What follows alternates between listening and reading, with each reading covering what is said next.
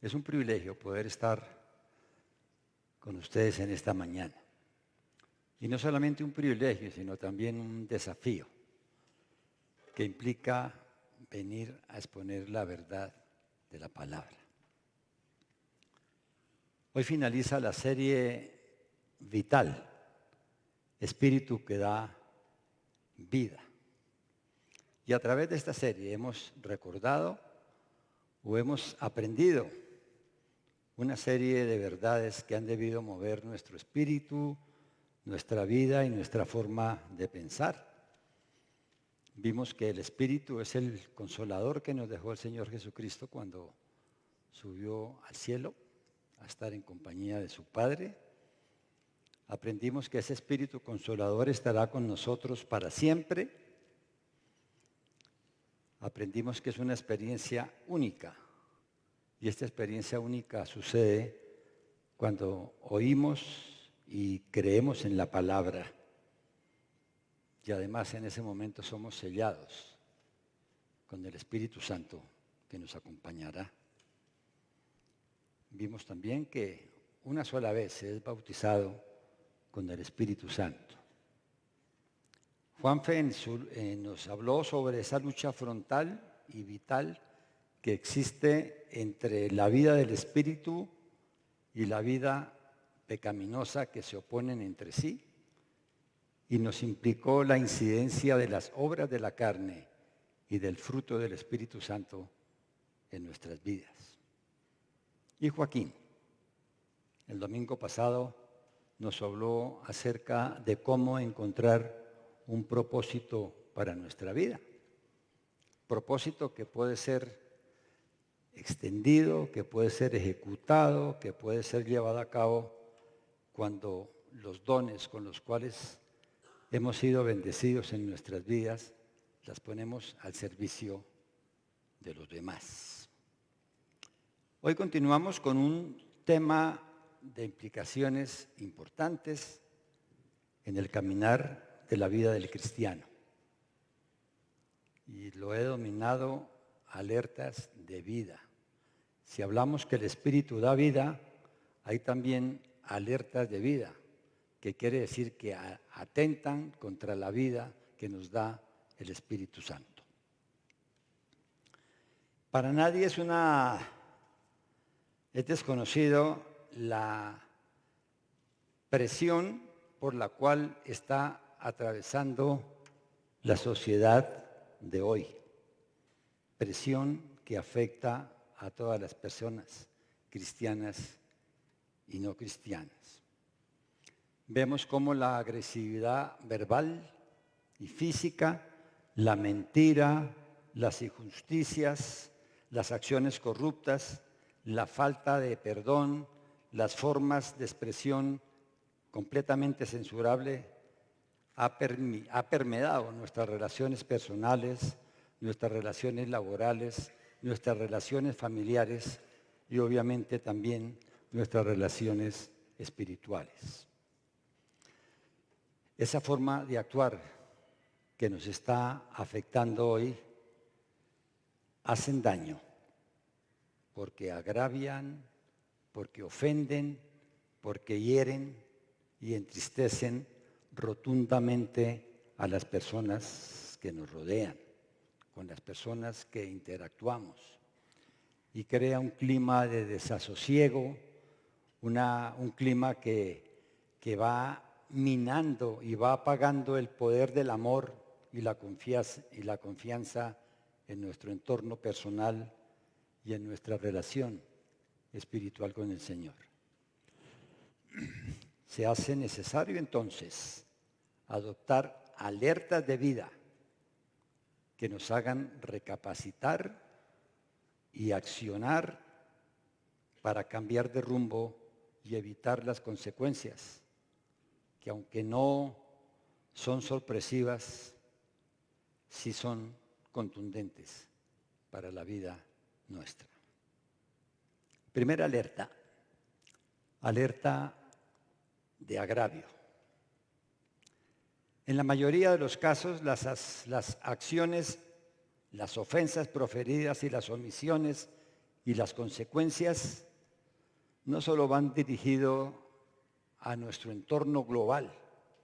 Hay una persona especial que también es objeto de esas acciones y omisiones, el Espíritu Santo. El apóstol Pablo, en el capítulo 4 de su carta a los Efesios, les habla a las pequeñas comunidades de las ciudades grandes del imperio, expuestas a esa norma, a esa enorme presión que ejercía la sociedad. Yo creo, o estoy seguro más bien, que si el apóstol Pablo estuviera en esta mañana en nuestra ciudad y en nuestra iglesia, estaría leyéndonos su carta con la misma intensidad, pero también con la misma preocupación con que la escribió hace unos cuantos años, porque las presiones que hoy sufrimos nosotros no distan absolutamente nada de la que esa sociedad en su momento también estaba siendo sometida. Vamos a compartir el texto de Efesios 4, 25, 32. Ahora sí está, sí, ya está subrayada. Vamos a leer este texto, pero pongan atención a las palabras que hemos subrayado, porque esas palabras nos van a servir de sustento en la realización del mensaje y sobre todo vamos a puntualizar sobre aspectos que tienen que ver con lo que estamos hablando.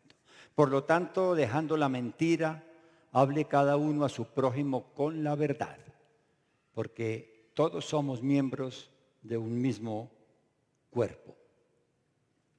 Si se enojan, no pequen.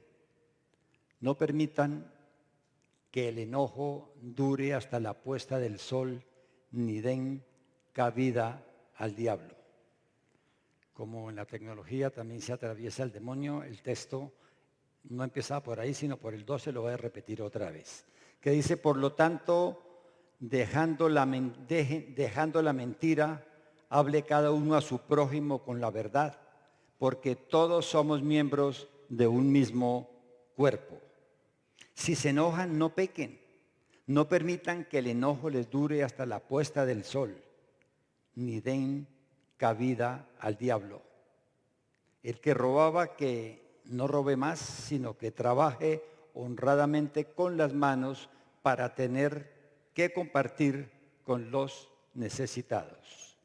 Eviten toda conversación obscena. Por el contrario, que sus palabras contribuyan a la necesaria edificación y sean de bendición para quienes escuchan. No agravien al Espíritu Santo de Dios, con el cual fueron sellados para el día de la redención. Abandonen toda amargura, ira y enojo, gritos y calumnias y toda forma de malicia. Más bien sean bondadosos y compasivos unos con otros y perdónense mutuamente, así como Dios los perdonó a ustedes.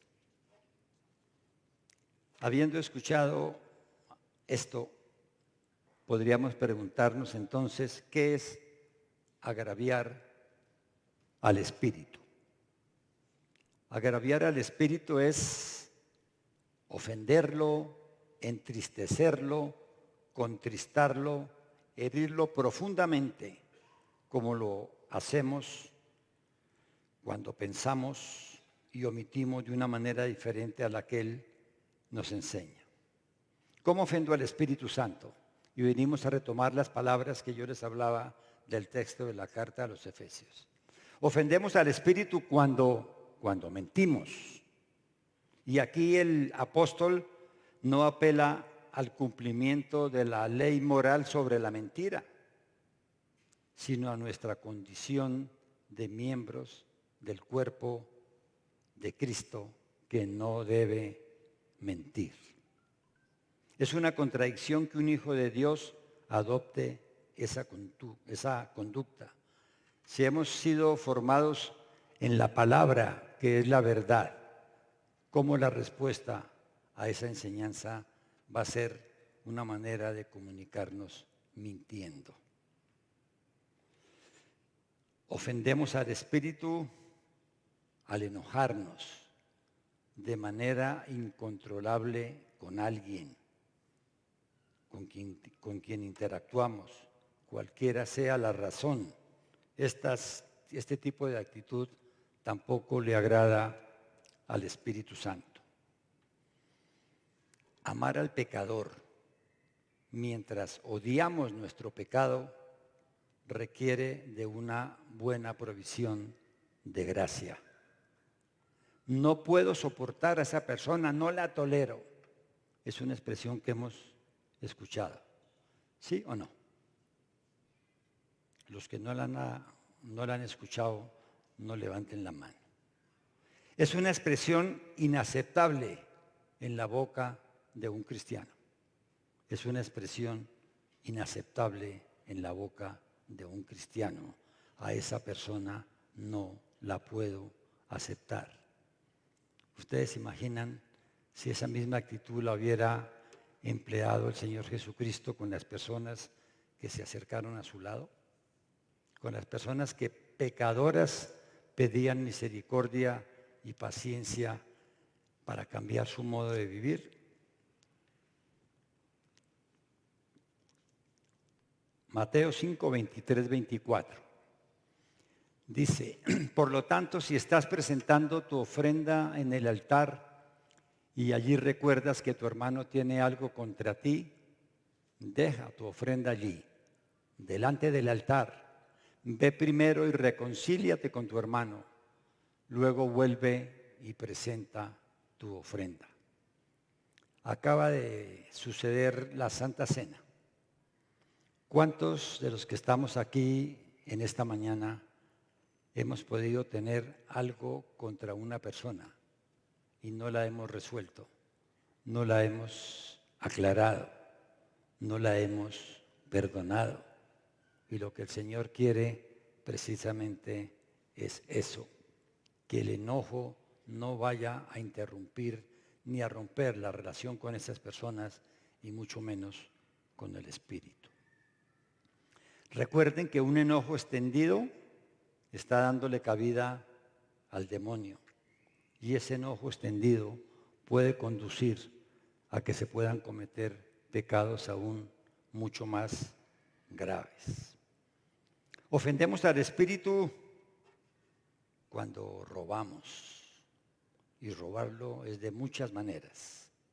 Nos llama a no cometer actos dolosos para poseer bienes materiales y más bien nos desafía a trabajar duro para que podamos compartir con aquellos que no tienen absolutamente nada. Conversaciones obscenas. Fíjense bien en este versículo que dice: eviten toda conversación obscena. Por el contrario, que sus palabras contribuyan a la necesaria edificación y sean de bendición para quienes escuchan. Y enseguida dice: no agravien al Espíritu Santo de Dios, con el cual fueron sellados para el día de la redención. Y no es una coincidencia en la reacción que después de lo que habla es de la manera como no debemos comunicarnos unos con otros, él diga: no agravien al Espíritu Santo. Es que los pensamientos corrompidos por la maldad, la envidia, la violencia, solo pueden ser exteriorizados por la boca, con palabras, producto de lo que se está fermentando dentro de nuestro interior. Entonces esa forma de expresarnos de la manera como no agrada al Señor es lo que estamos almacenando y lo que produce precisamente esas conversaciones fuera de todo tono como le agrada al Señor.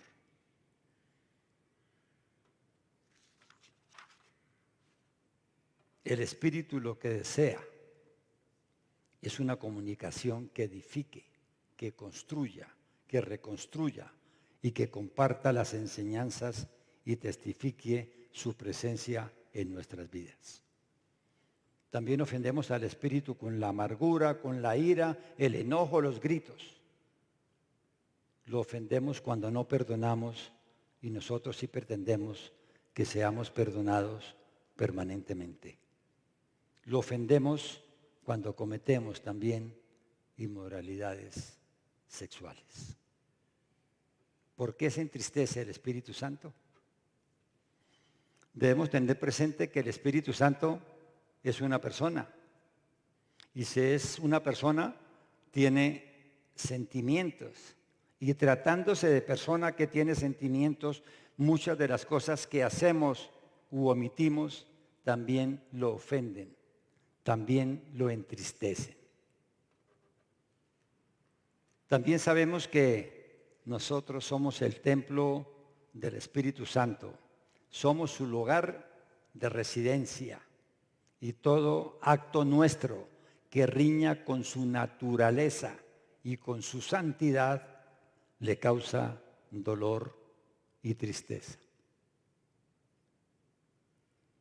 Ahora bien, si el Espíritu Santo es ese agente restaurador, renovador, es el obrero designado por el Padre y el Hijo para que estas labores las pueda llevar a cabo dentro de nuestro interior, ¿cómo no se va a sentir triste el Espíritu al ver que nuestros pecados son una mancha que está dañando todo lo que Él está cambiando o que cambió o que quiere renovar de una manera profunda y definitiva? Hay otro factor que hace contristar en gran medida al Espíritu Santo. Es olvidar que en el momento en que creemos en la verdad, somos sellados con el Espíritu Santo como una garantía de la herencia eterna. Y contristar, herir y ofender al Espíritu Santo es como querer rechazar ese sello con el cual nos convertimos en hijos de Dios. En resumen, agraviamos el Espíritu cuando pecamos haciendo cosas que no deberíamos hacer. Cuando hacemos cosas que no deberíamos hacer, como lo acabamos de ver en ese listado que repasamos. Consecuencias de agraviar al Espíritu Santo. Perdemos la llenura del Espíritu en nosotros. A veces creemos que la llenura es una acumulación de bendiciones o de la presencia del Espíritu Santo, y a veces algunas personas la convierten como en un hecho de ¿cómo se llama? De una dieta espiritual, que nos vamos engordando con la presencia del Espíritu Santo. Pero el verdadero fluir del Espíritu es como si colocáramos esta botella cortada por aquí y sin ningún fondo, y pasara esta agua permanentemente por nuestras vidas. Esa es la llenura que a medida que pasa diariamente, permanentemente y en todo momento, vamos siendo cambiados, transformados, renovados y a la vez reconstruimos. Y con esos actos que acabamos de decir, empezamos ¿a qué? A evitar que su Espíritu fluya por nosotros y estamos impidiendo que haga su labor renovadora, su labor restauradora y su labor que realmente nos permite ser testimonio de Cristo en nuestras vidas.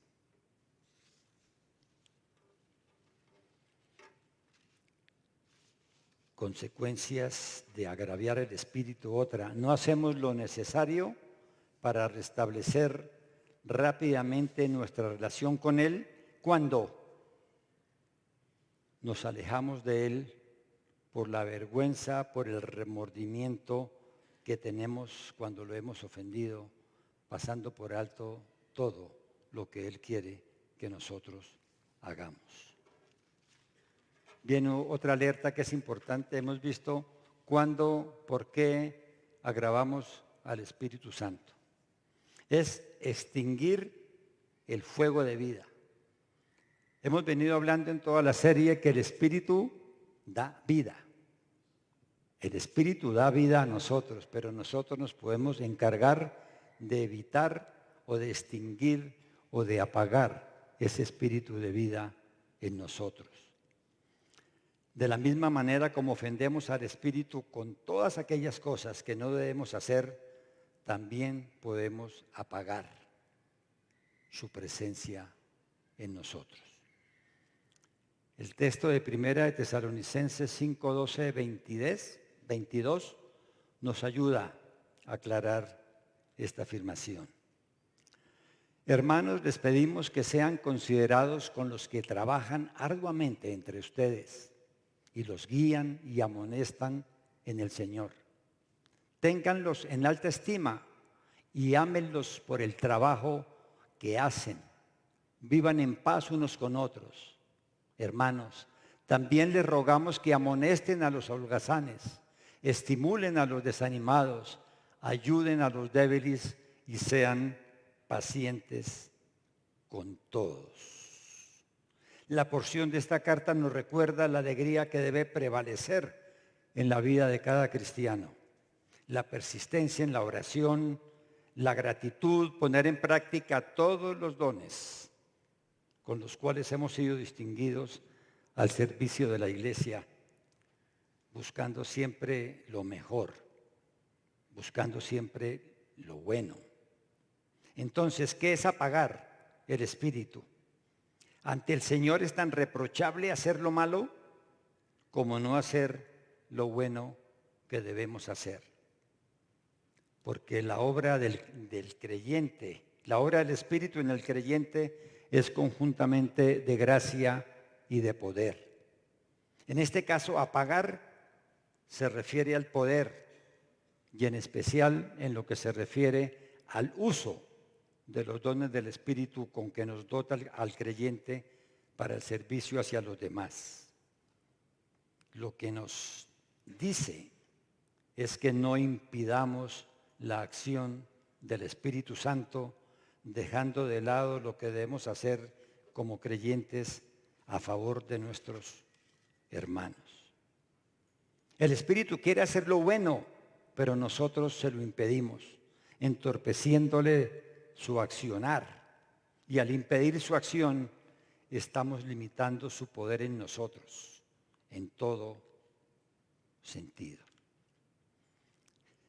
Si hay algo que es importante en nuestras vidas, ese apagar del espíritu es que a veces entramos en un grado de comodidad que nos impide ver qué es lo que estamos haciendo para agraviar o para apagar al Espíritu Santo. Mi hija tuvo un novio que hoy es su esposo durante muchos años.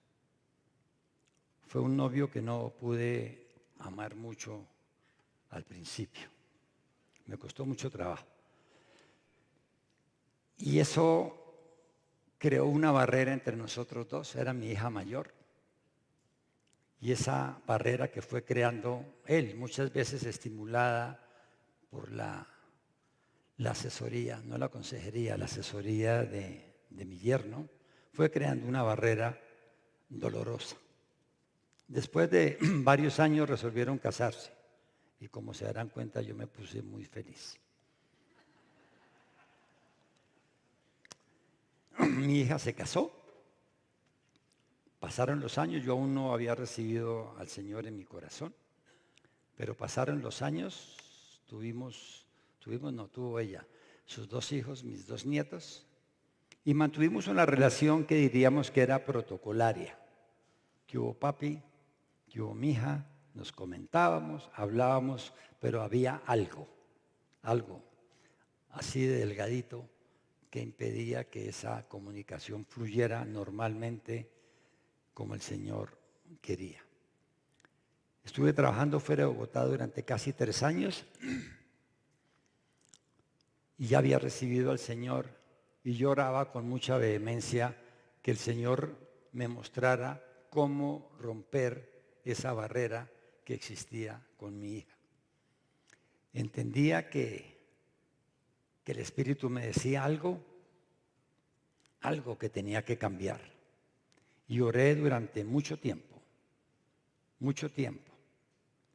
Y lo grave es que cuando uno recibe al Señor hay momentos en que no podemos quedarnos únicamente con la seguridad de la salvación, sin utilizar las herramientas que el Espíritu nos ha dado por medio de los dones para poder aplicarlos y para poder cambiar nuestra forma de pensar. Y esa es la oportunidad de que otros nos pregunten la razón de nuestro proceder y nos den cabida para comentar el mensaje de salvación. Cuando otras personas ven el cambio de actitud en nuestro corazón, las personas empiezan a cambiar. Y en base con esto, un día, después de orar por la tarde, llegué a mi trabajo y llamé a mi hija por teléfono y hablamos hora y media, como hacía muchos años no lo hacíamos.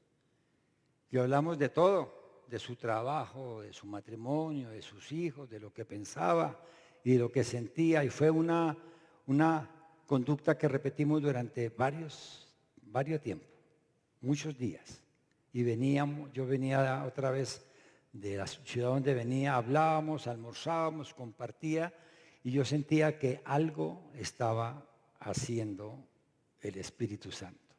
Pero recordemos lo que nos dice Santiago 4:17.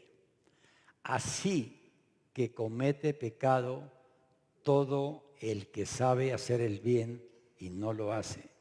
Y esa comodidad de no hacer lo que el Espíritu quiere que hagamos, porque vive en nosotros, nos puede hacer caer en pecado. Lo que el Espíritu nos habla al oído, lo que el Espíritu nos muestra, tiene que ser resuelto y debemos hacerlo.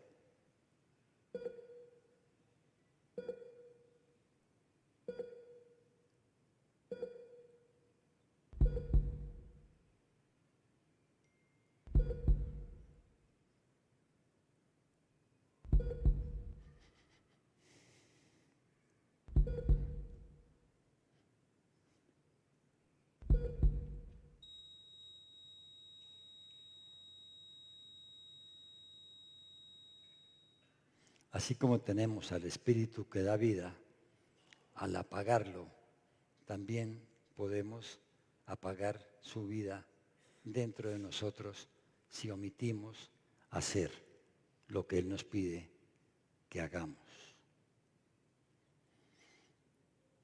Consecuencias de apagar al Espíritu. Impedimos su fluir poderoso y transformador en nuestras vidas. Y ese fluir poderoso cambia nuestra manera de pensar y nuestra manera de hacer las cosas. Otra consecuencia es que no permitimos que el Espíritu sea visto en sus acciones a través de nosotros. Y no permitimos también que el Espíritu se pueda revelar a sí mismo de la manera como Él lo desea. Otra pregunta. ¿Cómo recuperar el fuego del Espíritu Santo? Solo es posible cuando nuestro corazón se humilla ante el Señor, confiesa su pecado y se dispone a obedecer su palabra. Primera de Juan 1:9 dice: si confesamos nuestros pecados, Dios, que es fiel y justo, nos los perdonará y nos limpiará de toda maldad. O como lo hizo David en su clamor después del pecado cometido, que dijo: devuélveme la alegría de tu salvación. Era un clamor. Devuélveme la alegría de tu salvación, que un espíritu obediente me sostenga. Así enseñaré a los transgresores tus caminos y los pecadores se volverán a ti. Y ahí no terminaba el testimonio que daba de mi hija. Seguimos hablando, seguimos compartiendo y un día por teléfono me dijo, papá, ¿tú recuerdas de ese disco de Peter, Paul and Mary que a ti te gustaba tanto? Le dije, sí, me acuerdo mucho porque se me perdió y nunca más lo volví a ver en la casa. Dijo, sí, sabes que fui a un almacén de discos y lo encontré en CD. Le dije que bueno, voy a comprarlo porque necesito recuperarlo. Y llegó el día del padre y lo estábamos festejando nosotros en mi casa. Y mi hija me regala ese disco, con este post-it pegado a ese disco. Y decía, para muchos este sería un regalo muy impersonal, pero para mí tiene un gran significado, puesto que este disco me permitió, cuando me casé, llevarme algo de ti.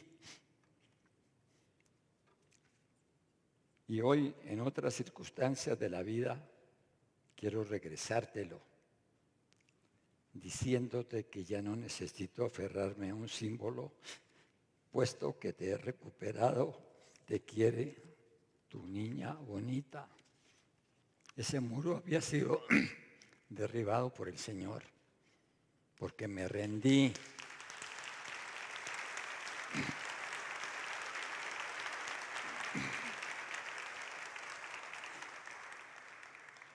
Porque me rendí y le dije que me sentía incapaz de hacerlo, pero me sometí a su voluntad y a su propósito.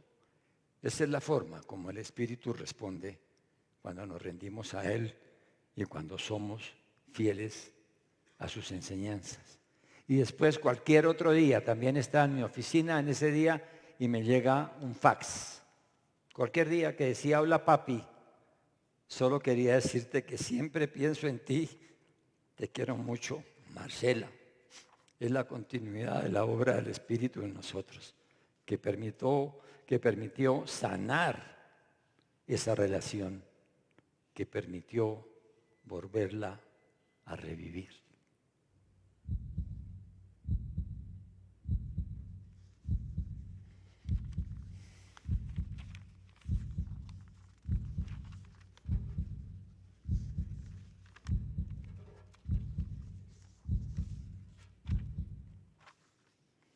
Ahora que el Espíritu me ayude porque se me volvió a perder la hoja. Estaba que sí. Bueno, no, ya la encontré. Muy bien. Resumen. Contristo cuando desobedezco y peco contra Dios y sigo mis propios deseos mundanos. Apago el espíritu cuando impido su accionar a través mío en beneficio de otros, dejando de hacer lo que me toca. En cada acción que lleve a cabo como consecuencia de los dones que el Señor me ha otorgado, doy testimonio de su poder, de su amor y de su presencia en mi vida. Si no actuamos de esa manera, la gente podría decir qué diferencia hay entre usted y yo. Usted va a la iglesia y yo no, pero hacemos lo mismo. Usted lleva la Biblia bajo el brazo, yo no, pero hacemos lo mismo.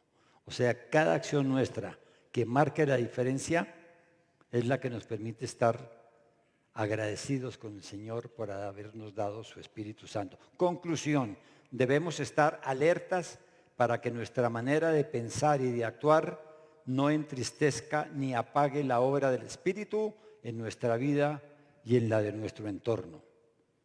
Les dejo 3 preguntas de reflexión sobre el tema para que lo puedan trabajar durante la semana. ¿Qué aspectos de su diario vivir lo alertan para no ceder a las presiones que ejerce hoy la sociedad? Segunda, ¿cómo me fortalezco ante los ataques que debilitan mi voluntad y mi carácter frente al pecado?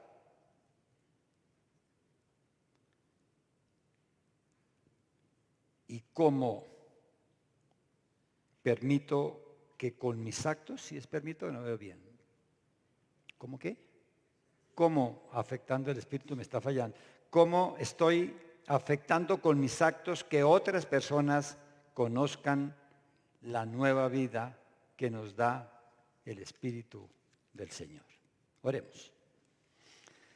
Padre, gracias por este tiempo, Señor. Gracias por esta palabra que enseña. Gracias por esta palabra que nos confronta, pero gracias por esta palabra que nos enseña cómo restaurar nuestra relación contigo y con tu Espíritu, Señor. Gracias, Dios, por ser fiel, Señor. Y gracias, Dios, por permitirnos abrir nuestro corazón y decirte que somos la residencia de tu Espíritu, que somos el templo y la presencia tuya a través de tu Espíritu en nosotros. Y te pedimos que sigas habitando cada día en forma permanente y que esos ríos de agua viva sean la manera de reconstruirnos, de limpiarnos, de renovarnos de una manera que podamos ser gratos ante tus ojos, Señor. Gracias por este tiempo, Señor, y te damos gracias en el nombre de tu Hijo Cristo nuestro Señor. Amén.